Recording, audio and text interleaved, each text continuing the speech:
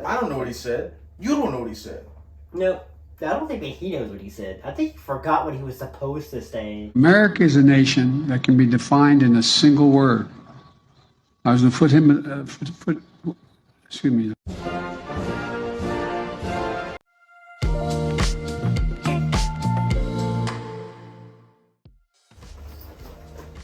Hello, Internet. Welcome. Hello, everyone. Welcome to another episode of Blaze and Squirrel. I'm Squirrel. I'm Blaze. We don't really do it the other way around, but I figured I'd let you hear my beautiful voice right from the start this time. But yeah, so last time we had a question. We ended on a question. Mm-hmm. We asked you guys to answer. That was, how would you prepare for an economic crisis? Like, what are the kind of good ways to prepare for that? All right. So with my answer, I would definitely say have land. Have somewhere that you can go to, so where you can produce your own products.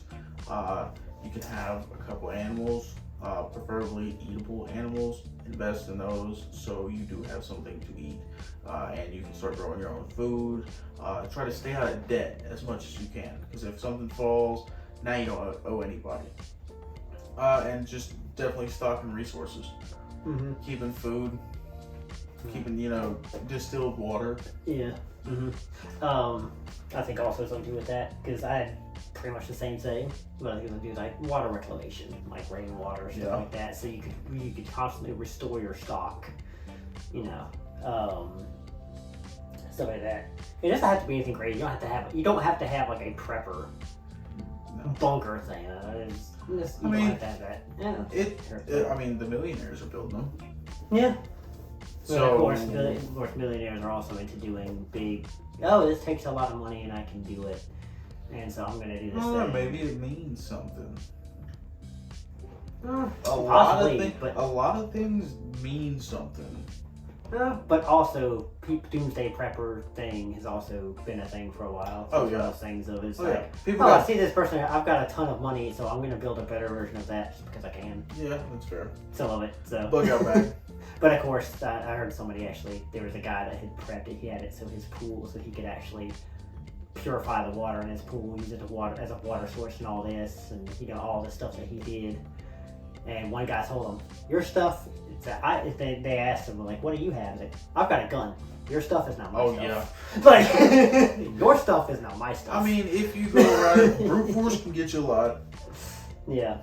But it's not advisable. If you want to get through, like, it doesn't have to be anything exorbitant, nothing that's highly visible. Just be like, hey, you got a little tank in the back. Know a spot where you're going to go to, because you don't want to be by people. Yeah. That's going to be the first thing that goes, people. Because if they're just going to be, always ticked off. Desperation breeds chaos. Yeah. Big time. So, definitely want to be prepared for that. Maybe that's the reason the world is so kind of screwed right now. Everybody's like out for themselves. Yeah. A lot of with like people my age, coming of age, are going about it trying to be for themselves. I mean, it's okay to an extent. Yeah. But I'm also realizing now that helping others, it brings good things to your life. It does. It goes a long way. It doesn't cost anything. I mean, and there's people that are like, "Oh, it doesn't cost anything to be mean either." Being mean and being an absolute jerk to everybody and taking what you want. You have your morals. You need to. At that point, somebody's going to take you down. Yeah. But if you're actually trying to help people, you're more likely to make allies than enemies. Right. So, and having allies is a lot better than being surrounded by allies that you can trust is a lot better than being surrounded by enemies who you don't know which one's going to stab you in the back. Yeah, it's a lot better to know your enemy than it is your friends. It's better for you because you know how they're going to respond. And some of your biggest enemies can be your friends. Yeah. But, of course, it also comes with, if you're not a jerk, you're more likely to have friends, so you don't have to worry about it as much. Right. Just don't be naive, because naivety can breed destruction very quickly. But, on a much lighter note, J. Cole did respond to Kendrick Lamar. Yes, you showed me that in my car earlier. Yes, had to. Whew. Oh boy. And it was a response. It was First of all, he's just telling him like, "Hey, chill out. You don't want nothing." Mm-hmm. Right? You know what I'm saying? Like he's not going in how he definitely can. Mm-hmm. That's just J. Cole. He basically told him, "You're not the greatest anymore." No. I am. Oh yeah. Back off. What would you say? What'd you think about the beat though? I had a really good beat. I really like that. It was a solid beat for sure. It was solid. Switched up. Yeah. Took Drake's thing and switched it up and just made fun of them both. Yep. Because he like came in, it's like, so I'm gonna do your thing in my song, and dish you with your own track. Yep. What's your favorite line out of it? Oh boy, I think there was a line in there that was about what was it? I'm trying to think of what it was because like I listened to it because you showed it to me, and that was like the first time I heard it. Gotta look for what stands out. Because there was one that stood out to me where he basically said that I wish I could remember lyrics better than this, but it's something about how he was on something about basically him taking the lead. Oh yeah. Because now I'm in the lead. Yes, that's my favorite line too. Because I came up, Now I'm in the front of the line with a comfortable lead. Yes, that's what it is. I mean, there's also your arms are too short to box with a rap god. Yes, man. There were a lot of good lines. Like he was going off, but like hey, you don't want to mess with me, bro. I'm in my prime. Yeah, bro, just chill. Like, he didn't go as hard as he could have.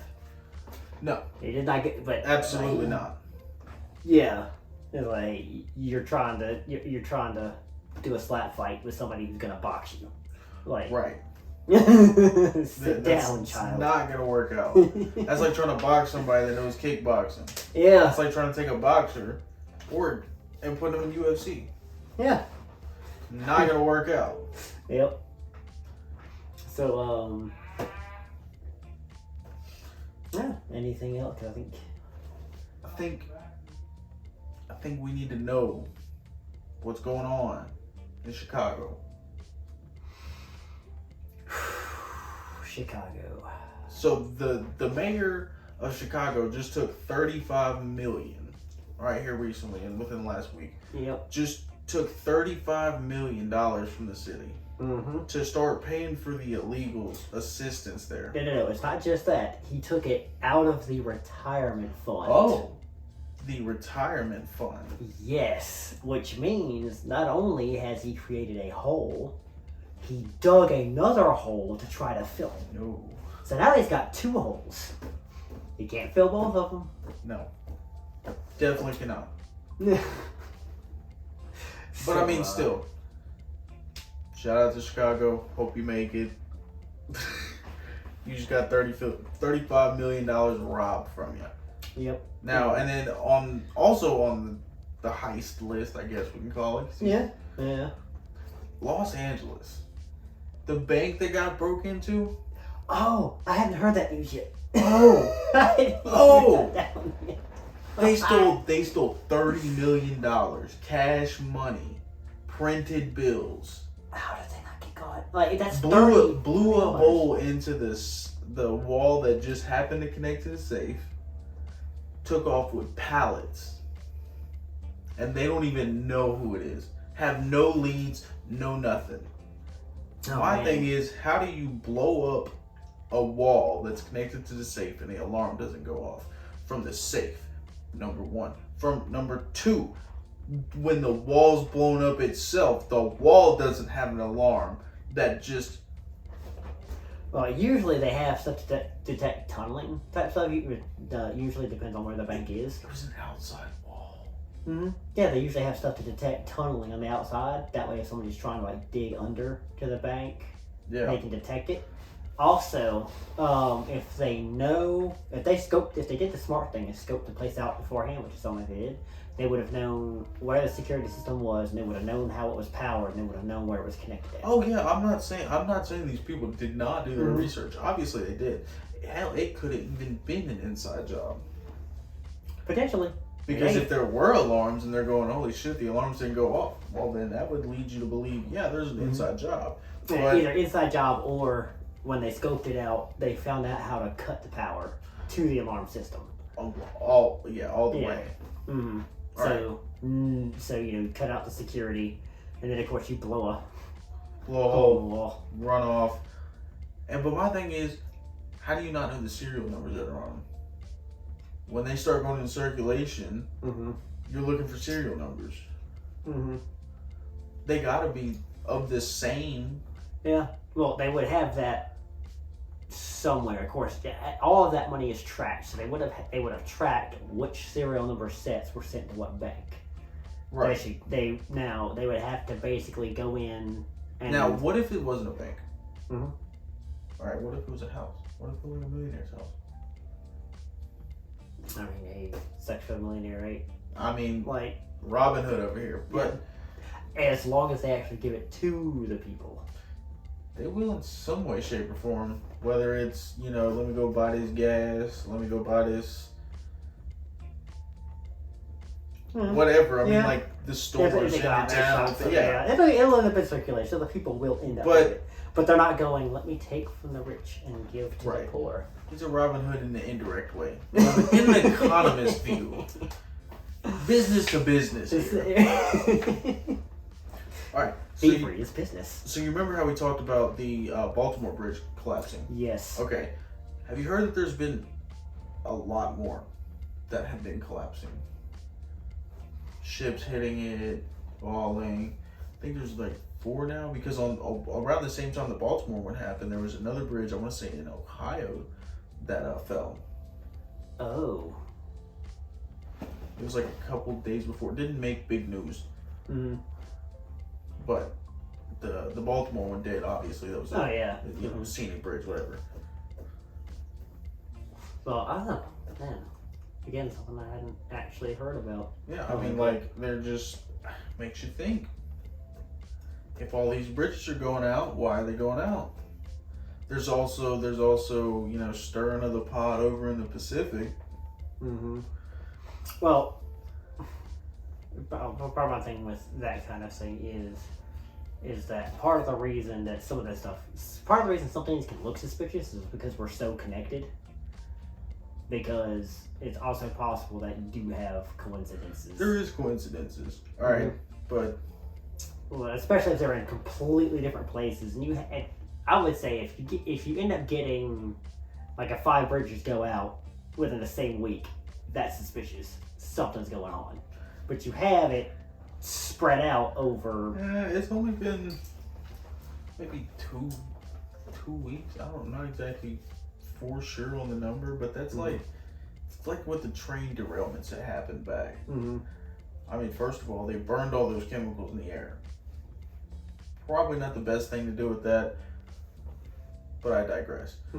They were kind of, they were all happening around that same time. Like, it just sparked all of a sudden. Yeah. I'm just saying. It could have been something. Could have been, because, I mean, who really runs things? Yeah. If you tell me that the politicians run things. No. Okay. No. They're too stupid to run. Right. They don't have the brain power.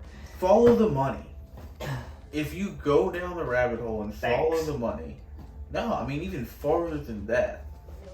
Just investment banks. Not even ones that deal with people. Just businesses that are now investment banks because they just do so much investing. That's where you'll find them. Oh yeah. That's where you'll find it all. They're always like, hey, we want this, and by the way, we have the money to force it, so... Here. I'm gonna give you $30 million, you're gonna pass this law. It's like... What man on earth is not gonna be like, 30 million, I could retire. You're telling me I could do this again? Buddy be retired 6 times over. It would take, I think... And you're telling me that you go to other countries and they're run by the mob, And you're telling me that America's not run behind the scenes? No, yeah, It happens yeah. everywhere. It's part of it. That's just what's gonna happen. Mm-hmm. And that's the sad thing. Yeah, like because all these, it's so easy for other people once they gain power to start taking things. I was huge in Russia. Like the mob basically runs everything, and Putin when he got in there, he went in, kicked in doors, and took things. Yep. But he made deals with the major mobs. Major mobs. He made deals to say, "Hey, I'm gonna bust these groups. I'll let y'all know when it's coming, so you're out of the area, you're not involved, and if y'all want to help me out, we're good." And so, because there was, by the time he got there, Russia was already being run by the mobs. There was no way he was going to come in and be able to just be like, "Oh, I'm the boss now." Yeah, no, and they weren't he standing did for not that. have that delusion. He did. What he did was he came in, took out some of them, and he came in and took his place, and he let them know, "I'm not going to be a figurehead, and I'm going to make decisions, but I'm going to make decisions that don't harm you." That's basically what he told them off. "I'm not going to make decisions that harm you, and I'll take suggestions on stuff, but I don't want money. I don't want to get paid off by you guys, but..." Right. Because they kind of know. They've been there. It's the mob. Yeah. It's it's almost like cabinet. Mm-hmm. Just saying. Oh, boy. But, Or Congress. Oh, don't get me started about Congress. I'm saying, man. Why do you have a lifetime role so you end up making decisions in a time when you don't even understand what TikTok is? Right. And how the internet works. Right. Where we have to take your geriatric living self to the computer to bring up an email, because it's been around for, was it 26 years now? Yeah. And you haven't picked it up yet. Maybe you don't need to be making decisions if you don't understand the technology that's being used to enable those decisions. Our generation, though, is just not there. We can't make decisions. Yeah, and I think part of the problem is when you have something like that where you have a lifetime membership, that's not allowing anybody new to come in. No. So if nobody new can come in, what's the point? Yeah, and that's what a lot of our generation is realizing, which is why the country is kind of tanking. So if they had actually followed George Washington's example, even with other areas of government, then you would have a limited time. Like, hey, you've got so many years. Yeah. And then someone else is coming in. Your only job is not to be a politician. Mm-hmm. But you're supposed to have another job. Yeah. You're not supposed to be flying around in a private jet that only you're on, burning God knows how much fuel. Mm-hmm. Not that it's a whole save the economy thing, but it's like you're supposed to be an average citizen. Yeah. The average citizen does not, in fact, have a private jet. Yeah. Did you see me pull up in one? Nope. Okay. I didn't think so, and I didn't see one parked out there. No, I'm pretty sure. Okay. I mean, I've got a nice car, but it's definitely not a jet. I'd say I'm pretty average. Yeah. All right. Yeah. No. Definitely don't need to be doing that. I mean, I understand the president because he needs security. Yeah. We saw what happened when he didn't have security. Mm-hmm. And they upped security. That really will blow your mind.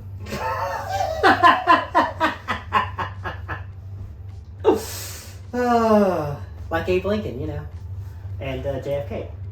Not that it's happened before in our history. Mm-hmm. We've had some open-minded people in office. Not that it didn't happen to Ronald Reagan. Yeah, Just saying. It's out there. Hey, when people get power, there are other people that want it. And will go through any means necessary to get it. Or, I mean, with the terms of power, if we want to go down that, Mm-hmm. but I mean, where do you see the power is going to be in the next 20 years? Do you think the people are going to seize it back? Well, we're going to have to. because we were getting to a point. I was actually talking more with somebody earlier. We were talking about how, because the banks, the way they're doing things, the economy's going for a crash. It's coming. Yeah. The only reason that it's afloat right now is because of the Fed funding, and that's what needs to be cut off quick. We need a crash because what goes up must come down, guys. Well, I was saying what happened. Well, because we were talking, if you cut the, because Joe Biden, Biden is wanting to do the student loan relief thing again. Yeah, no, you can't do that, man. Well, what he needs to do is tell these colleges, like, look, you got to drop the prices of your courses, of the schooling, or you don't get funding. Only give them funding if they're not putting people in like 20,000, 50,000, like right. Ridiculous amounts of right. debt. Yeah, it's too much. But if you want the prestige school, you got to pay the prestige money. You got to get the prestige help, and that's going to cause a big problem. I mean, I don't know exactly how much he allotted to it, but the student debt forgiveness, it also depends on where you're getting it from and how much your right. changes. But because the student loan forgiveness, that's great. I would love to have my student loans forgiven because I didn't complete college because I had no study habits whatsoever. Because I was the smartest, well, not the smartest, but I was one of the smart kids in high school. I never had to study, and I got through. The amount of times I heard, you can make 100 if you just studied. Yeah, there were plenty of times where I didn't study, and I made the 100. I mean, there was times. It's like, don't get me wrong, there was times, but you'd get like a 97 and be like, you could have got 100 if you studied. I'm like, you're not happy with a 97? I was happy with it. Well, I always did my best at every single one. I tested really well. Like, the whole reason I passed, what was it? Like, I think it was 5th grade. I failed the classes individually. When I took the end of year tests, I aced them. Aced it, yeah. So they passed me anyway. Yeah, I mean, I wouldn't say I'm the best at testing, but I feel like it's alright. I'm alright with it. Like, I can do it. Yeah. But, like with anything, it takes... it takes people, people have to... You do have to kind of see what's going on and be able to react to what's going on. You notice a lot of patterns. Mm-hmm. People, we are human. Mm-hmm. We react the same. Yeah. How would you, you start thinking, how would I react to whatever I just did? You're like, okay, well, that's probably how they reacted. Mm-hmm.